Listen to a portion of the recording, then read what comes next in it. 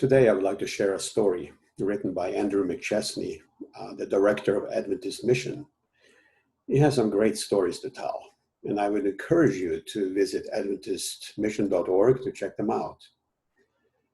After 7 prison inmates were ready for baptism in Poland, the question was, how and where do we baptize them? Well, Pastor Mariusz Majkowski had an idea. The inmates could be baptized in the Baltic Sea at the youth camp that they had there. And so he asked the prison warden for permission to release the inmates for 4 days, 2 travel days by train, and then 2 days for the camp meeting.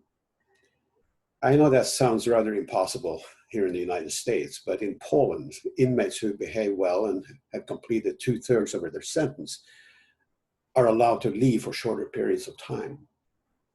And so permission was given for 6 of the 7 to travel. The following week, the pastor and several church members arrived at the prison to bring the prisoners to the train station. Another inmate, Jurek, heard about the baptisms, and he decided that he also wanted to be baptized. And having served 2/3 of his sentence, he left the prison a day earlier and made arrangements to join up with the rest of them, with the Adventist group there on the train.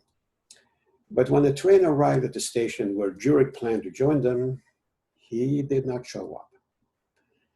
Well, on the Sabbath, 6 joyful inmates were baptized in the Baltic Sea, and you can see a picture of them behind me.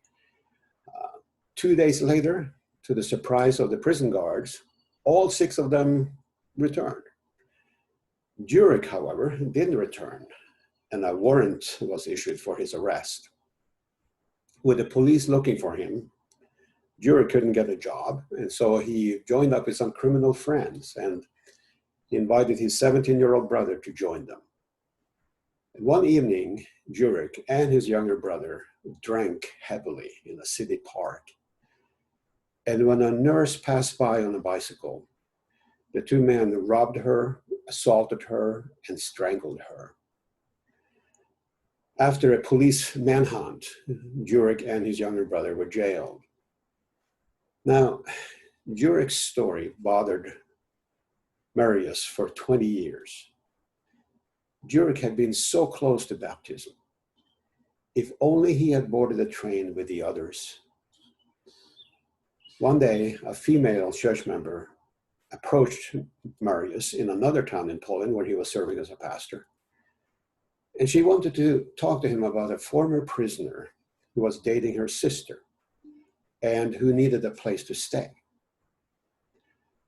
He knows a lot about the Bible, she said. As a church, can we help him? And so the pastor met with a man. His name was Tomek. And this man started to come to church, and an Adventist landlord helped him find a place to stay.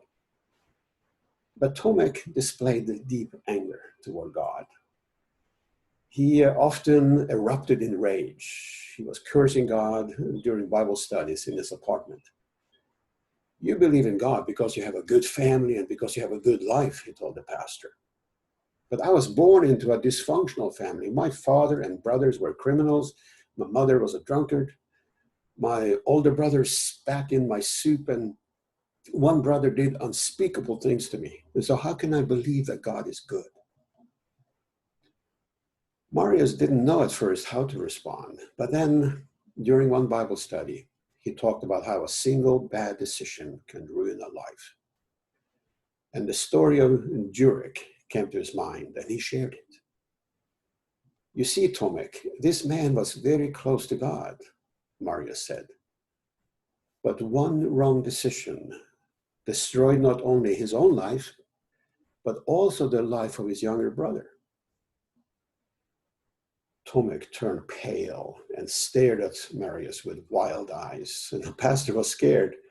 I mean, they were alone in his apartment, and Tomek had a history of violence, even murder. But then Tomek started to cry. This is incredible, he said, weeping. What are you talking about? Mariusz asked. Tomek gazed into the pastor's eyes, and he said, I am Jurek's younger brother. Today, Tomek is preparing for baptism and trying to stop drinking. And when he went into rehab, he led 2 other people to baptism. His brother, Jurek, remains in prison. The story of Jurek, Pastor Maria said, shows that when you are close to God and he speaks to you, you should make a decision immediately and not delay. And he's right. Isaiah 55 verse 6 says, "Seek the Lord while he may be found, call upon him while he is near." Now, this doesn't only apply to decisions for baptism, but any decision that we make throughout the day, or the week, or the year. Making it immediately can make all the difference. Call upon God while he is near. This is just a thought. And I'm Birger Draget, pastor of Three Angels Seventh-day Adventist Church and Newton Seventh-day Adventist Church in South Central Kansas. Part of this story is sad, but it also shows the great power of God and what he can do for people. Imagine being the one meeting Jurek's younger brother after 20 years and the one teaching him about God. There are many people in our sphere of influence who need the Lord. And may the Lord help us as we make ourselves available to bless others with all our hearts, strength, and soul. Have a wonderful day.